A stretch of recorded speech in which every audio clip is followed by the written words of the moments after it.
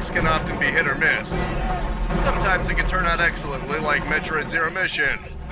Sometimes it can actually make it worse, like the GTA Trilogy, quote, Definitive Edition, unquote.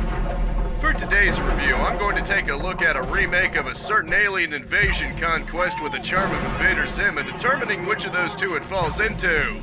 Better grab your Zap-O-Matic and prepare to probe or be probed as I review the 2020 remake of Destroy All Humans.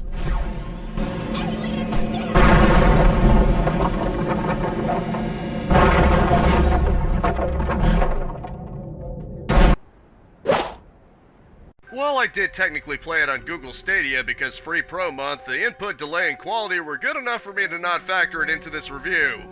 As you might expect, or at least hope, the core mechanics are all present and accounted for. You can go on foot or hightail it in your UFO.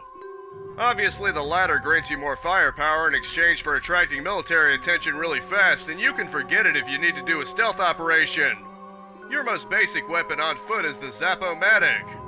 Thanks to upgrades you can acquire, it remains a reliable weapon throughout the game, at least for human targets.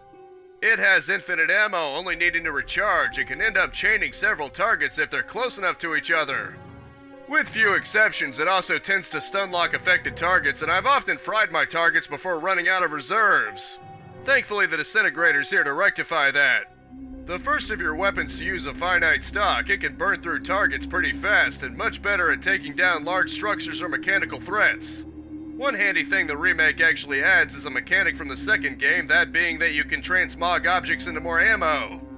While that's a much more handy way of getting ammo back, I still felt myself using the Zap-O-Matic as my go-to.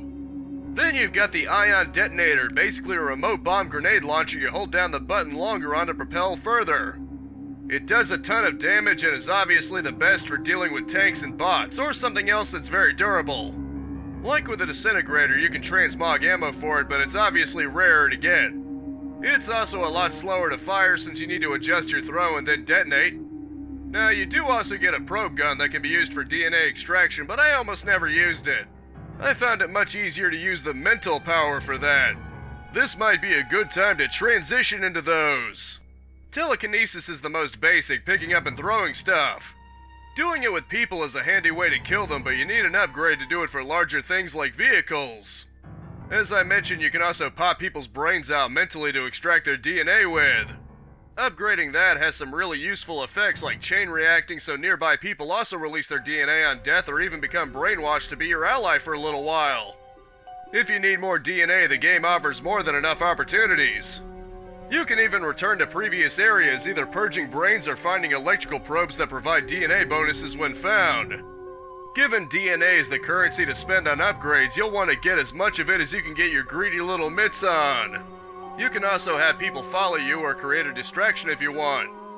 Another option is the Hollow Bob, disguising yourself as a person. The remake actually makes it more sensible by freezing the original person and making them invisible. I guess it's trying to eliminate the possible loophole of there being more than one of the same person. You have to scan people's thoughts to keep the disguise going, and any hostile actions will shimmer it. Obviously, nobody can be allowed to see you taking on the disguise, otherwise it'll fail. This brings us to the UFO side of things. Much like with On Foot, I found myself using the recharging weapon the most for convenience, the Death Ray. It remains fairly effective against any enemy in the game, especially if you keep it upgraded with the spent DNA. Then you've got the small explosives with the sonic boom and the quantum deconstructor, which may as well be a genuine nuke. Both very limited in ammo, of course, hence I tended to use the Death Ray. Much like with transmogging, the remake adds another quality of life function from the second game, this time the ability to drain vehicles. Going all larval Metroid on cars is certainly a more convenient way to claw back health than having to find limited pickups. You don't have to find health when you're on foot, of course, since you regenerate your shields. Ultimately, the gameplay is quite enjoyable as a whole. The missions where you're required to keep someone alive or otherwise stay stealthy can be fairly tricky but reasonable, and there's even a couple of times where you're convincing people with dialogue options. There's even a few UFO destruction missions just when you were starting to get bored of trekking it on foot. The last two bosses, one via UFO and then another immediately via on foot, actually proved quite difficult, especially the latter, but it never felt unfair. It was a wild ride from start to finish, and I can't particularly think of any areas outside of maybe the Defend the Buildings mission where I felt genuinely annoyed.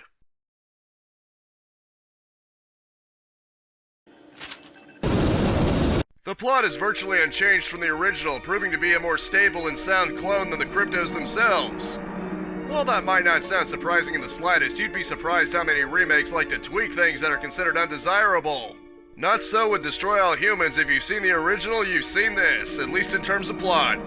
Crypto 136 is captured, so Pox makes Crypto 137. He explains that they use cloning to keep the Furon species alive, which causes the cognitive abilities of each clone to degrade with each generation. For all you brainless humans out there, that means each crypto is stupider than the last one. Thankfully, there's non-degraded Furon DNA located inside human beings. They never say up front how that happened, but given crypto gets with a human in the second one, you can sort of make a wild guess. Basically, you're tasked with both retrieving Crypto 136 and retrieving Furon DNA. Rather than just grab it in the shadows, Pox decides the best way to do this is to just conquer the entire planet. Well, that would certainly make sure they continue getting a steady supply of DNA from the humans when needed. I won't go into too much detail how it goes to avoid spoilers, but you end up having to face the local police forces, the military, and a special Men in Black type group called Majestic. Obviously, they're the ones you have to worry about because they actually understand what they're dealing with and don't just weirdly think the Reds are invading. I may be an apathetic alien, but I'd rather go dead than go red. You end up making your way up both the chain of command and the chain of Majestic, eventually resulting in a final showdown with Majestic's mysterious leader, Silhouette. By that point, the President and Congress have both basically collapsed and the country is in the hands of the Furon Empire. While this isn't complete global conquest, it's at least a major step towards that. You also find out what happened to Crypto 136 along the way, and I won't spoil that either. All you have to know is global conquest and all that good stuff. Obviously, it's no Citizen Kane despite the style, but it wouldn't have worked as well anyway. It's a very tongue-in-cheek game with some strips of serious tone here and there. It's very Invader Zim-esque for more reasons than one, so I think it works perfectly. Also helps that most of the humans are clueless, much like in Invader Zim, and Majestic is basically the dib now that I think about it. What I'm saying is the plot is good if you're hoping for a very comedic and even satirical game. One nice plus is that unlike the GTA Definitive Edition trilogy, this doesn't compromise the original's humor. Ultimately, it's the same plot that's found in the original, which is quite humorous. Crypto's annoyance about being called green is actually more justified in the remake, funny enough, where he looks more gray, and I never tire of hearing Pox's Invader Zim voice. Majestic and the military both manage to carry just enough tension to keep things interesting, even as you successfully dismantle much of the nation's defenses and gain a foothold. You can't expect to find anything too deep in its writing, but what you can find is a pretty funny satire of American politics and alien conspiracy theories. It's actually pretty rare to be able to play as a villain in a game, and even rarer when you aren't fighting effectively other villains. The fact that it's a silly and fun time certainly helps too.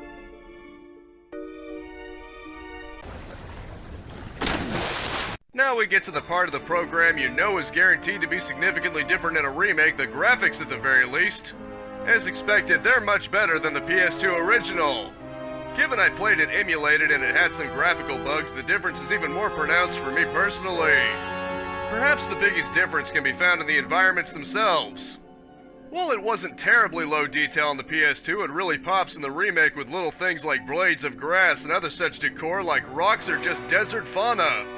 A generous draw distance gives you plenty of opportunities to admire the landscape, both as it originally was and as you can reduce it to in your boundless destruction. The people themselves also look sort of interesting. Pox and Crypto look more or less the same as before with extra detail, but the people have taken on more of a stylistic look. Now you might think there's a comparison to be made to the GTA Trilogy Definitive Edition, but I feel there's two important distinctions here. For starters, it's much more detailed and fluid in my opinion. Second, I think this mildly sillier style works out much better for Destroy All Humans than it did for GTA. While GTA is technically satirical, Destroy All Humans has a very Invader Zim-esque charm to its humor. It probably helps that Pox is being voiced by Richard Steven Horvitz, aka Mr. Invader Zim himself. He even has the same inflections when he's shouting for emphasis! This brings us into voice acting, which sounds more or less spot on with the original. I don't know if they were re-recorded or they just had higher quality remasters or whatnot, but I doubt it would be needed since PS2 discs were more than big enough for high quality audio. Either way, it's completely faithful to the original, which is becoming sadly uncommon nowadays. It was actually refreshing to see such little change in terms of presentation, obviously outside of the expected graphical bump. The voices and dialogue are exactly how I remembered, and it wasn't that long ago that I played it on this channel, so my memories are still pretty fresh.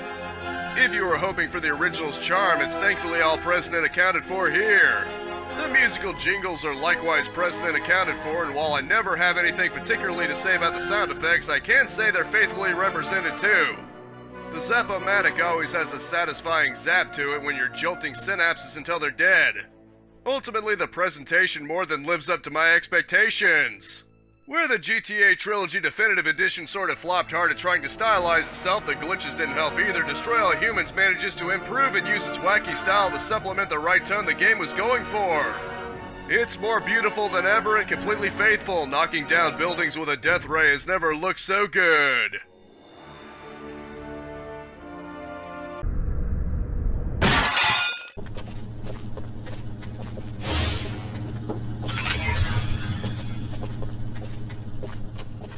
To put it simply, Destroy All Humans 2020 Remake is a fun game. From the plot to the dialogue to the gameplay itself, it's all about having a rocking, destroying good time, and the remake actually keeps it completely intact. Any complaints I might have are honestly just things that might have changed, but they chose not to. The quality of life improvements were certainly nice, and technically don't have to be used if you don't want to use them. If you've played either of the original two, you'll find plenty to love here.